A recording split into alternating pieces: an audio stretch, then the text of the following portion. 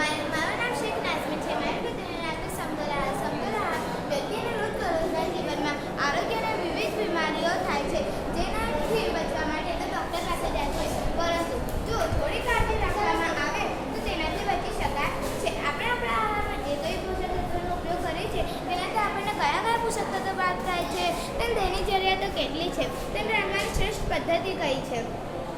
આ બધા જ પ્રશ્નોના જવાબ વૈજ્ઞાનિક માહિતી દરેક વિદ્યાર્થી અને નાગરિકને ખબર હોવી જરૂરી છે.